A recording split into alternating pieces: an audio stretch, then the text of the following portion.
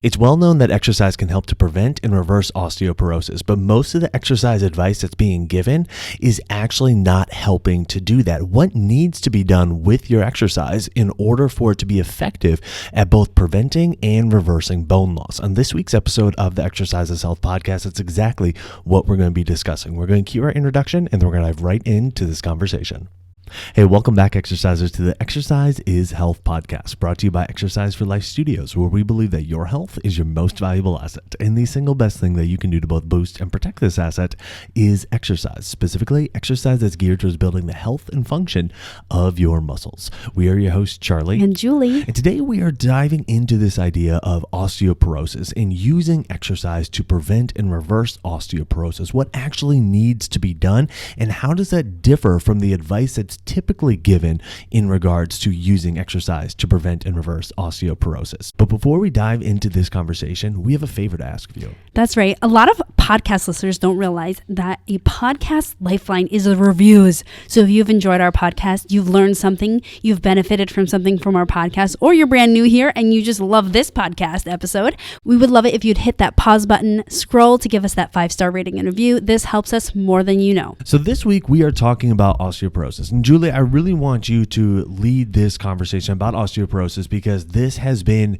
your focus for quite some time now, helping women in particular prevent and reverse osteoporosis with exercise. So I guess my first question for you is, what are some of the big issues that you've seen with the advice that's typically given in regards to helping women with osteoporosis through exercise?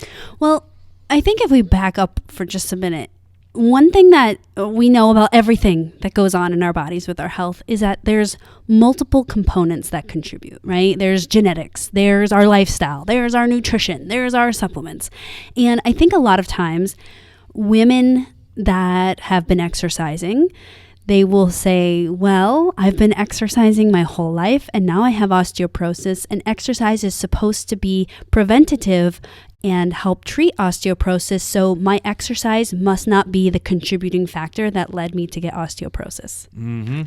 Yeah, I can see that conclusion being drawn. Yep, that's a big one. And so what I'm hoping that people will gain from listening to this today is to realize that there is a lot more that you can do with your exercise to make it really specific to treating your osteoporosis, because a lot of times people think exercise is just a box to check off. So they do what's easy, convenient, and what they like, versus saying, oh, this exercise is really good for this thing, and this exercise is really good for this thing, and this exercise is really good for my bones. So if I want to work on my bones, I need to do this style of exercise. So I think the biggest misconception and piece of information that's given out by, I hear people tell me their doctors tell them this all the time, and when I personally Google things, and you have Googled things about what to do with your exercise, is that the exercise that is great for osteoporosis is walking, dancing, gardening, and weight-bearing exercises. And that is what a lot of women have done a lot of, and they still get osteoporosis. And in the research, it's shown that those things do not help your osteoporosis. They help a lot of other things, but they don't help bone density. So what you're saying is the answers that are most commonly found on Google are not correct as far as like what actually needs to be done with your exercise in order to help with osteoporosis. That's right. And I think the reason behind that is because doctors and I think Google want to give women advice that they think that they will do, right? So a lot of times if you go to the doctor and they're like, hey, you should exercise, go walk. People are like, okay, I think I could do that and probably won't get hurt. But if they actually gave you the recommendations that research shows helps with your bones, I think my hypothesis is that a lot of doctors probably think, well, I can't tell my patients to do that because they might get hurt. And then that might be blamed on me. And so I think that's the biggest issue here, is figuring out how are we going to do this stuff that we know is amazing for osteoporosis and bone density, and how do we also make it really safe? Because if it's not safe, it's not repeatable. And we know with exercise and anything else related to your lifestyle, if you don't repeat it and do it all repetitively, then it doesn't actually improve your health. And you can't just do something once, right? So I think that's the big problem, is that there's a lot of misinformation about what women should be doing, but there's also sometimes we come across the right type of information, but then the fear, I think, of actually telling someone to do that can get in the way. Yeah, that's super interesting. It's like, okay, even if somebody knows that, all right, these are the things that actually need to be done with exercise in order for it to be helpful for osteoporosis, there may be a lot of hesitancy in telling somebody to do that, like you're saying, because it's like, well, if I tell them to do that and they don't do it, are they going to do anything? And so should I at least tell them the thing that they're most likely to do, even if it's not going to be that effective? So that can go through people's minds. The other thing that can go through people's minds, like you're saying, is, wow, like if this is what needs to be done, and somebody tries to do it on their own, is there a high likelihood or a higher likelihood that they injure themselves? And if they are already developing osteoporosis, is that actually creating a much bigger issue than, if they don't exercise at all or don't do anything? So I can definitely see those things going through people's minds. And so it brings up this kind of interesting place that a lot of professionals likely find themselves in, of like, okay, well, we know exercise can be helpful, but the thing that people need to be doing, they're either going to hurt themselves while doing it, or they're not going to do it at all. And so we just recommend the stuff that they're likely going to do, even if it's actually not that helpful. And then this belief gets built around it of like, well, those things that we actually will do are the things that are actually helpful. And we're saying, wait a second, that's not actually what the research shows. In fact, the research shows that likely those things that you are doing are not very helpful at all. And so we need to reevaluate that. And we also need to teach you how to go about doing the right things in a way that you will do them, and in a way that you're not going to hurt yourself while you're doing them. And you've figured out some brilliant ways to go about doing that. Before we get to that, let's kind of talk about what those things are. That's right. So the first thing is you have to put force on your body. There has to be high force. There has to be heavy weights. I know this is rare. This is what we were coming to. We're like, yes, if someone told me to do heavy weights, I would probably think, I can't do that. I'm going to get injured. Let me just go to bar class where we do light weights. Let me go to Pilates where we do light weights. You have to do heavy weights. Doing 20 reps of a lightweight and 5 reps of a heavyweight are not equivalent. Your body does not perceive them as the same. So one thing that is described in the research is this idea of bone compression. So it's not, I know when you say compression, you're like, oh, that sounds really bad. It's not like compressing your joint where it's hurting, but it's sending your bone signal that there is force on it. There is pulling from muscles. There is challenge. And that is the way that you teach your body, don't waste this bone. Don't metabolize this bone, right? Don't get rid of it. Don't become less. We need you to stay high. So there are a lot of things in your life. If you are a woman with osteoporosis, with osteopenia, honestly, if you're a woman over the age of 50, you need to be thinking about this, because your hormone levels naturally are going in a direction that is going to start leaching minerals and density from your bones. It's just what naturally happens. You don't get to control that unless you decide to take some hormone therapies. But naturally, your body's going to do that. But what we can control with your lifestyle is what you're doing with your exercise. So if you're a woman and you regularly weight train with really challenging weights, like 5 reps, like at 5, I can't do anymore. That's the type of heavy we're talking about. Then you're probably doing a really good job at preventing osteoporosis, at least with your lifestyle. Remember, there's multiple components, but at least with the lifestyle piece. And if you're a woman already with osteoporosis, this is still okay to do. You might have to have a training period to get to that point so that you can do it safely.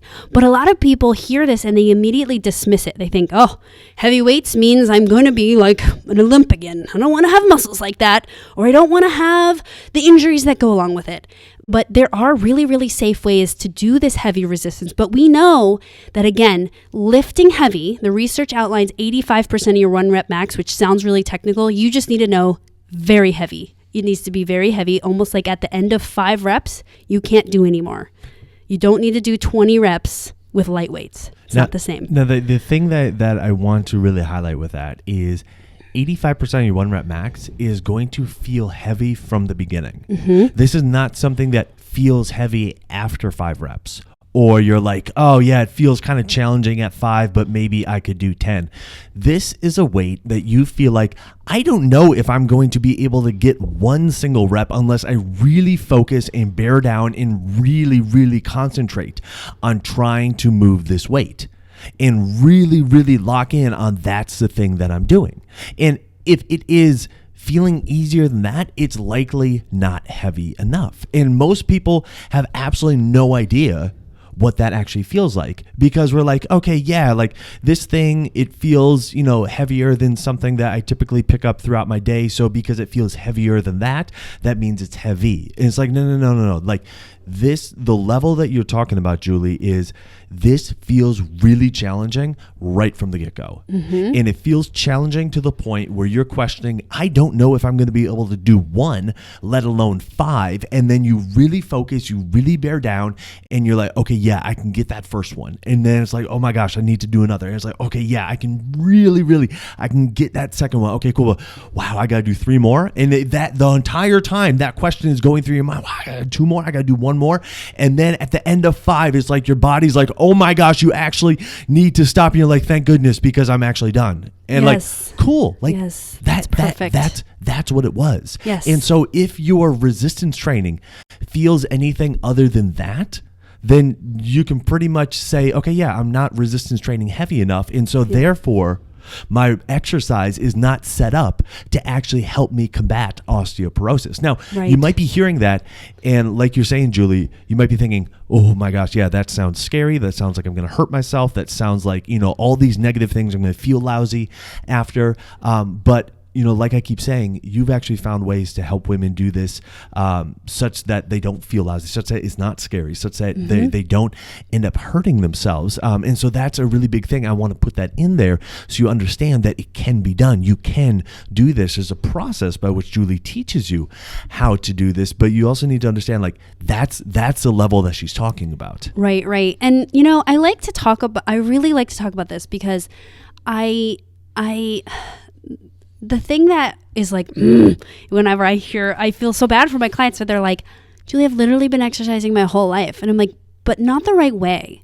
Like, I know you've been active your whole life. I know you've walked for exercise for your whole life. I know you do Pilates, but that is not the stuff that is shown to improve and prevent osteoporosis. And I'm not saying walking and Pilates are bad.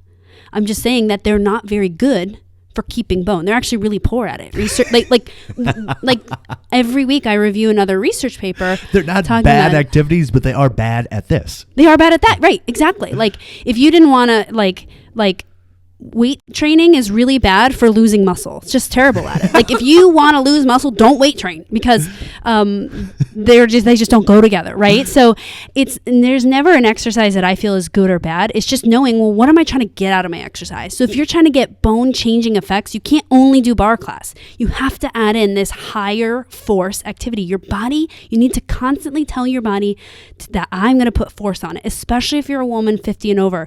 You can't have these long periods of time. Even doing it just once a week is not enough. And so the thing that irks me is that when women have this overwhelming frustration of why I got osteoporosis, even though I've been active my whole life, and I'm like, actually, it's a whole bunch of misinformation. Like you've been active, but not the stuff that keeps bone. And so I don't know, maybe you would have gotten osteoporosis if you trained this hard, but likelihood is you probably don't train this hard and you don't do it regularly enough. So if you're listening to this and you're like, okay, Julie, I'm going to go to the gym, make sure you always apply the 4 Exercise for Life principles that we talk about here. Yeah. Key here, because here's the thing. You can't do heavy force activities and get hurt because then you never get to go back and do it again. Right. It's called exercise training because you're training your body to keep the stuff you want it to keep and lose the stuff you don't want it to keep, right? And so if your regular day-to-day is a very low force environment, like a Pilates class, yoga class, walking, some gentle exercise, lightweight, then you're not telling your body to keep muscle and bone because it's too light to do that. Research shows that it's just too light. It's good for other things like blood flow and changing your mood, changing the endorphins in your body. It's really good for general movement. It's just not good for building and maintaining bone. So we do need that high force, but make sure you're doing it safely. So make sure you're following the 4 Exercise for Life principles of being in your pain-free range of motion. It should be really nice and slow, focusing on your moving versus non-moving parts, and also focusing on the muscle contraction. So if you're going to go to the gym and do these moving, then please add that. Here's the other thing. The best part is if you're not quite sure, in my OsteoStrength For Her class, we do something called isometrics. So you can also do high force with isometrics. And we do this in my class because if I told a lot of my ladies, hey, I want you to, buy 50-pound dumbbells for your home, they'd be like, are you crazy, Julie? That's my home gym. I need 5-pound dumbbells. So in OsteoStrength For Her, we do what's called an isometric, which is a max force contraction, but with no movement. So we still get that stimulating effect. Remember, approaching that high level force, but not with any type of movement or weight. And then that's a really great point, is the contraction is really what the big thing is like, hey, this is a max effort contraction, not that you need to use max effort weight. Right. Like that's a big difference. And so if you think, okay, well, I could maybe do some exercise where my muscles are contracting really hard, but I'm not using a whole bunch of weight. And now all of a sudden it's like, oh, okay, I can start to see how I can do this heavy resistance training and not get injured, have it not be a risk for hurting myself, because you don't have to do it in a way that you're actually using a high amount of load or a high amount of weight, but it's still heavy from a muscle contraction standpoint. What a lot of people don't realize, unless you have studied anatomy in any amount, is that when muscles contract, they pull on bones. And force, remember, we need high force. Force is a push or a pull. And so the best way to change your bone is to have your muscles pulling really hard on them. And we think that, and we'll get to the next point, but we think that, I'm not sure what we think about muscles, but the big thing is that when we lift heavy, you can lift heavy, or you can just say, hey, the big point here is to have high force contraction, which doesn't mean that you have to lift heavy, it just means you need a really big contraction, is that's the thing that pulls and puts that, remember, compression, scary, but good word, on bone to make it change and to teach your body, hey, don't lose density here. Absolutely. Okay, so that's the first thing that we need. What's the next thing that's needed? Yeah, so the next thing, it goes along the lines of having high force, but a really great way to do this that is, I think, a little bit less skill than the heavy resistance training is high impact, which you listened to that and you probably started cringing, because the fitness world has marketed to ladies 50 and over that low impact is actually the hero of all heroes for all workouts, and every workout should be low impact. And it's completely wrong. Low impact exercises are not bad. They have their place, but they're just not good at building bone density. Okay? So here's the thing. We don't need to not do high impact. But I don't think we should do unsafe high impact. I think we just need to make the high impact really safe. So this includes things like jumping. This includes, here's a great one that a lot of my ladies love, is stomping. So we know that think about walking. Your foot hits the ground. That's like impact to the ground. We know that amount of impact is not enough to build bone. So however much you walk, it's not enough impact. You can walk 3 miles and be really tired at the end. Doesn't mean you got more impact. Just means you did the same impact over and over and over again. We need a higher force.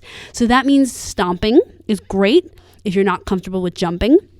Jump training is really great. So many of my ladies that are like, yeah, I don't jump. Well, we start jumping and we're okay. It doesn't mean I want you jumping around like a bunny all day. It means in a very short amount. And the landing. But Yeah. the jumping's great, but the landing is where the impact is. Yes. So also, like, when I talk about jumping, people are like, well, I can't jump that high. That's not a problem, because that's not where your bones change. Your bones change when you hit the ground hard. So doing different activities where you are impacting the ground with a force. I always tell my ladies, if you're feeling a little tingly after, that's actually good. And research has shown that this is safe for women. Like, so many women are like, well, won't I get hurt? I have read so many research papers. Every week I review one, and the ones that talk about impact training, the researchers actually cued the ladies, land as hard as you can tolerate. So as hard as you can tolerate, and absolutely no one broke bones. Absolutely no one got injured. So really, it's a lot of marketing out there about, hey, do this low impact. It's what we need when we're 50 and over because we can't handle high impact. It's playing into everybody's fears. Yes, it plays into your fears. And actually, you can handle high impact. Yes, I want you to figure out the exercises that feel good on your body. And remember, the whole goal is not to make it look cool or get really high in the air. The whole goal is to hit the ground harder than when you hit the ground when you walked. That's a big thing. That's a big thing. Okay, cool. So we have heavy resistance training. Mm-hmm. We have impact training, which can be done through stomping, which can be done through jumping, with really the force coming with the force when you land being really the big thing. Putting that force into the ground with the stomp, with the land as high as you can tolerate. Okay, mm-hmm. That's the key. There is making sure it is a forceful landing, not a soft, gentle landing. You're not jumping up and then landing on pillows. You got to be, have that force going through. What is the third exercise must? Yeah, the third exercise must is consistency. This is written all over every type of exercise. You got to be consistent with it, and that's why when I talk about high force and I talk about high impact, it's got to be done in a safe manner, because if you get injured the first time you do it, you're not repeating it. And then your bones are getting weaker and weaker because you're going to keep doing the low impact stuff or the walking stuff. And we know that's not enough. So really making sure that you are able to be consistent with your exercise. I've seen in the research one study that had ladies 30 minutes twice a week, they were able to improve their bone density. But the big kicker with this one, the reason why it was twice a week is because they were working at 85% of their 1 rep max, and they were doing impact training, landing as hard as they could. Most ladies, especially when they start, are not comfortable doing that. And that's okay. Like, you can build yourself up for a while to get up to this place of like, hey, I have the mental, emotional confidence that, hey, I've done this so many times. What's 5 more pounds? And to have the confidence that they're going to do this exercise without getting injured. But most ladies don't go quite that heavy. And it's mostly, I think, mental blocks of like what they think they should do as a woman 15 over. Sure. So I always recommend 2 to 4 times a week, being consistent with this higher impact. That means the other days you can do your yoga, you can do your Pilates, you can do your walking, but those exercises, even when they feel amazing or they make you feel tired or they get you sweaty, those will not replace your high force, high impact exercises. So 2 to 4 times a week of high force, high impact. You can keep them short and sweet, 20, 30 minutes. They don't need to be long. Because remember, we're not doing 20 million reps. We're doing 5 or 10 reps because they're really heavy. And that's all we need. We need to tell our bodies that we can put high force on them. And that is how we build and maintain bone density, or that's how we have the opportunity to when you're already osteoporotic or you're on your way to having osteoporosis, which is basically every woman over the age of 50 is at risk. It's a normal, natural thing to start losing bone density. And I think that if you have it in your mind, it's like, okay, the minimum is like you said, 2 to 4 days a week, but really it was 2 days a week when people were working out really hard, doing really intense impact training, really intense resistance training. So if you have it in your mind of like 4 days a week, then that leaves you a little bit of margin of like, if you do have some reservations about trying to lift really heavy or lift really hard, or, how's my body going to feel after, really intense impact training or something like that. You can kind of ease into that a little bit more, kind of prove to yourself, okay, cool. Yeah, like I can lift heavier. I can have this impact and my body will be okay. But because your frequency is a little bit higher, you can still get some of those bone building benefits. And then as you find yourself, okay, yeah, like I can really push myself. I feel totally confident pushing myself with my heavy resistance training. I feel totally confident, with my landing, with the high impact training.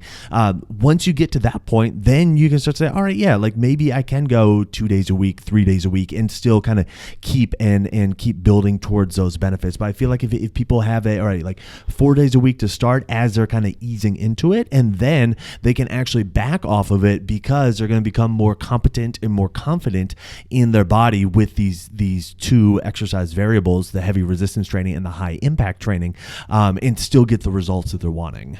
That's right. And I did want to bring this up because this is another big one. People are like, heavy resistance. Oh no. Heavy, high impact. Oh no. Well, the other thing is that most people over the age of 35 really have some kind of orthopedic issue, right? Knee problem, hip problem, back pain, something. And one thing that I try to educate on is that a stronger body is always better no matter what orthopedic issue you have. So a lot of times you feel like, well, my back feels a little weird, so I think I'm going to take a 2-week break from exercise. That's a really bad idea. Do the exercises that are pain-free, because your body will still be able to adapt from that, meaning receive the positive benefits from that. And you just choose the ones that are still going to work for you. Use the exercise for life principles. Use the ones that are pain-free. Change your range of motion so you're still getting that stimulus. I've even seen studies where people will just do an arm exercise, and they still get bone-changing effects even though they did nothing with the hips. And that's where they normally even do a DEXA scan. So the hips didn't change because there was no change of force in the hips, but the upper body changed. So it really does matter. Like if one area of your body or even a couple areas of your body aren't feeling so hot, that you continue to put force on your body in a safe way. I'm not telling you go out and do something that's going to get you injured. But I think a lot of people are so far removed from adding force to their body. Like they're doing such light weights, they're doing such low impact, that adding in impact slowly is going to really, really benefit them. And that is the only way that you get to these parameters of like, hey, this is what research shows is good. And you can train your body to get closer and closer and closer to those parameters. I love that. I love that so much. Okay, so we have heavy resistance training, we have high impact training, and then being consistent with it 2 to 4 days a week. Julie, how can people start doing this and do so in a way that they know they will be safe, that it will be effective, and they're not going to hurt themselves while they're doing it? Yeah, so I actually teach a class, and this has been a focus of mine for quite a while. It's called OsteoStrength For Her. It's a virtual at-home class, so we don't do any of the heavy weights. We do it through isometrics. We do stomp training, we do jump training, and I try to make it super fun. I think it's fun. It is super fun. We have lots of fun music and stuff. But the goal of the class is to really hit all the marks that we know changes bones and really focus in on how are we jumping? Are we focused on getting up or impacting the ground? It's always going to be that impact into the ground. Things like that. The focus is always on what do we need to change bones. So if you want to jump in on an OsteoStrength For Her class, I actually send out a weekly email talking about new research on osteoporosis and updates on the class.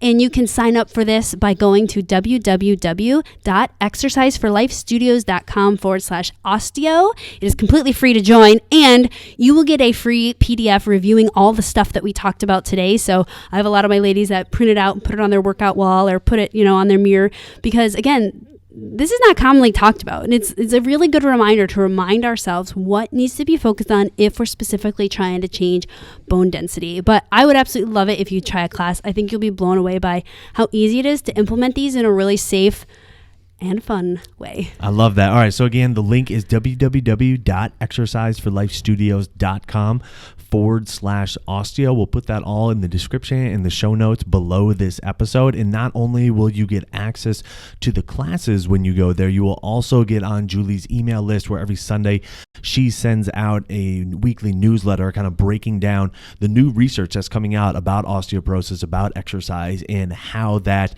affects you and what you need to be considering with your workouts in regards to that research. So definitely check that out. It's an amazing email. I'm on that list. I'm not a woman. I'm not over 50, but I love reading it. So definitely check that out. Anyways, who do you know that needs to hear this episode? Who do you know that is either developing osteoporosis, is concerned about developing osteoporosis? That's something that's on their mind, and they are wanting to prevent that. They're wanting to reverse it. They're wanting to take control of it by doing the right things in their life. Share this episode with them so they can understand the role that exercise can play in helping them to do just that. And while you're online, head on over to Apple Podcasts and leave us a rating and review. It helps people find our podcast when they're looking for information on exercise and when they're looking for information on health. So if you found value in this conversation today, let us know by leaving us that 5-star rating and review. Well, thanks so much for tuning in. We always appreciate it. Have a fantastic week, and we'll talk with you all next week. This podcast is for information purposes only. The statements and views on this podcast are not medical advice. This podcast, including Julie and Charlie Gates, disclaim responsibility for any possible adverse effects from the use of information contained herein. Opinions of guests are their own, and this podcast does not endorse or accept responsibility for statements made by guests. This podcast does not make any representations or warranties about guest qualifications or credibility. This podcast may contain paid endorsements or advertisements for products or services. Individuals on this podcast may have a direct or indirect financial interest in products or services referred to herein. If you think you have a medical issue, consult a licensed physician.